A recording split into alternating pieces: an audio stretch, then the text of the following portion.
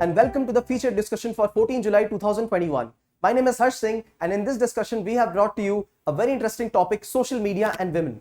Social media has become very relevant in the present context when we have information and communication technology with the help of these media giants, and second, in the context of corona pandemic, where work from home has become increasingly effective.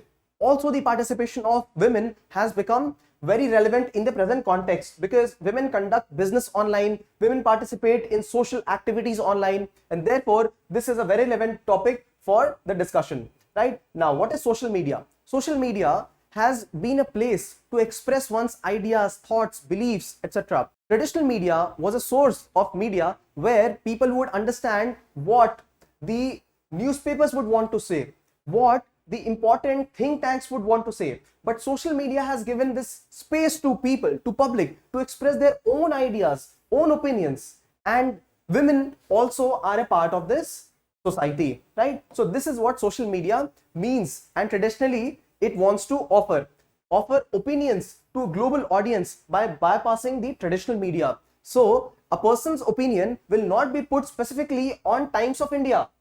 It will not be put in newspapers and the news, but Amitabh Bachchan tweeting can definitely form an impact on the society, right? So this is how the social media works, right? There has been a huge growth in the social media presence of people. Now we have 4+ billion people present on social media worldwide, and 1/3 of them is women population, right? 1/3 of them is women population.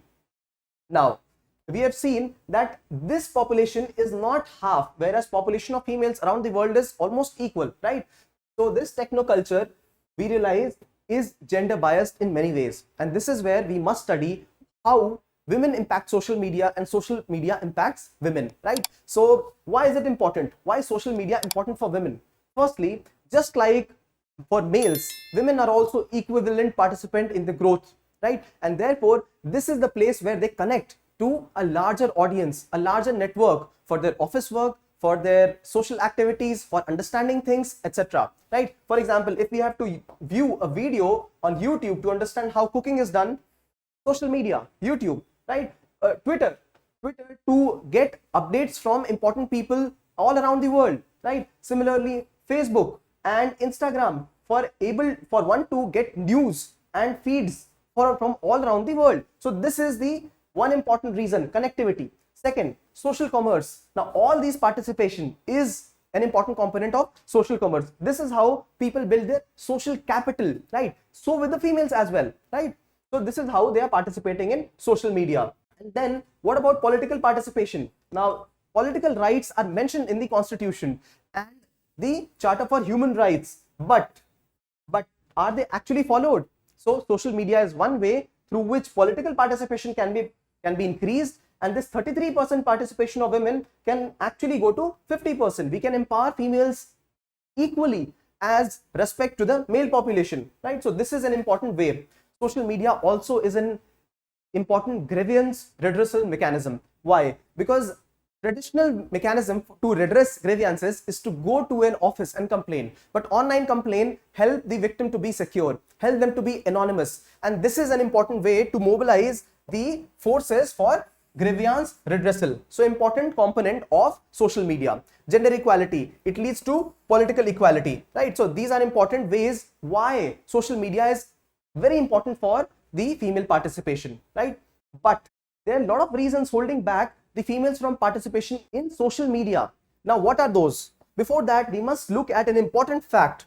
Now if in India there are 70 males who have got normal phones, not the smartphones, normal phones, there will be around 50 females, around 20% less females who have normal phones. But this figure comes to very dismal rate if we talk of internet usage.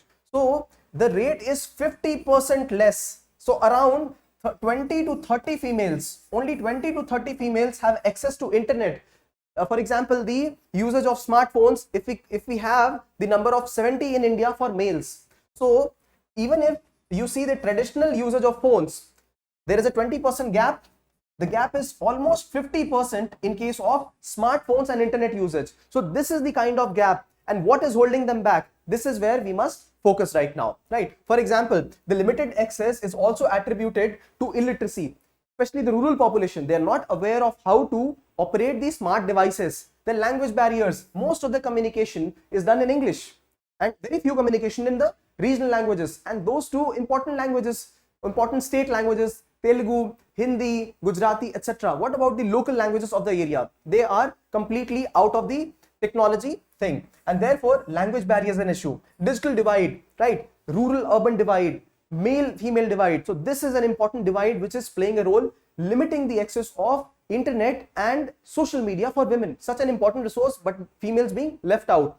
Then censorship and harassment of the females who are participating, they are being censored. Why? Because the traditional form of female exploitation has also come online. And this is the reason why United Nations had to recognize two important violence against women. We discussed this as one of the snapshots. One's violence against women, VAW. So one of them was intimate violence, intimate partner violence, and the second one was the online violence, right? So social media violence. So this is an important component which was added to the violence against women definition. So censorship against women, harassment online, this is an important thing which is now translating to online media also after having participated in their traditional form of violence, right? The third issue is about the gender divide that we just discussed. Only 22% of participants of Facebook in India are females, right? So this is one important thing. And what about culture, right? The culture here in India is such that participation of females in online modes is considered indecent in certain families. So this is another prohibiting reason. Doxing. What is doxing? Now, there are many social media sites which keep asking for information, private information, phone numbers, addresses, etc. This prevents many participants, females as well, to participate in social contact, right? So these are some important modes because of which females are not participating, right? So the trend is such, because of this, because of all this harassment, etc., 40% of the total complaints received are social harassment complaints, right? And there has been a rise of 63% in these complaints in 2020 because of corona pandemic. Now these are the issues which are rampant with respect to women in social media, right? Domestic violence is another issue. So as I mentioned, digital violence is the one which has been now recognized as violence against women by United Nations. It has been included as definition, as a part of definition of violence against women, right? So what mechanisms do we have currently to counter these kind of challenges? So we have got laws, we have got execution of these laws through reporting portals, right? And then we have the platforms, social media platforms. They also have their mechanism to report and to act against such complaints. But are they sufficient? Currently not. So what do we need now? What do we need now? What do we need right now is having a standard definition to online gender-based violence.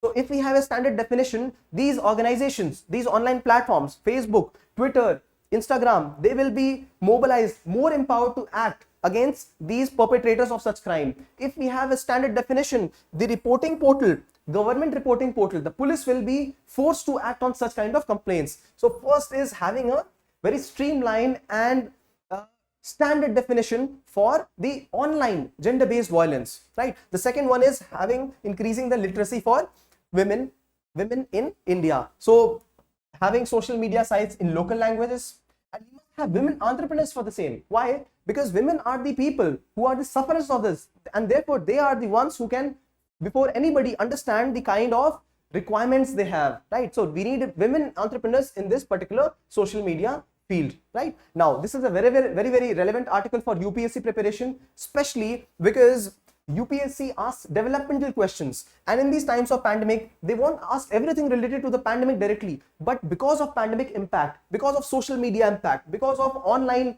education, because of online working schedule, this is how this whole system gets impacted, especially on women. And UPSC is very sensitive towards asking questions based on development, and women are equal contributors to development in India and around the world, and therefore this becomes a very relevant question.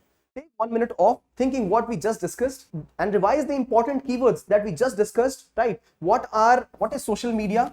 What is women's participation in social media participation? What are the challenges that they face? what is the redressal mechanism, and more than that, the wisdom that we provided right now. Women entrepreneurs, right? Local languages, digital literacy, and along with that, the proper definition for online. I'm forcing on the word online, the harassment, right? So these are the important way forward. These are the wisdom that you provide towards the end of the answer, right? So this is how you can approach this topic. Now, why do I discuss every topic in terms of question answer? Because a lot of information is available, but how to sort it to be able to put it in the exam, this is the most important part for UPSC preparation. We take in a lot of data, but how to process it and how to reproduce, that is even more significant, because many of us watch videos, we read a lot of articles, but we don't know how to process it. So this is why we are providing this in form of bullets, in form of points. And this is an article that we have written. This is a holistic article written from the perspective of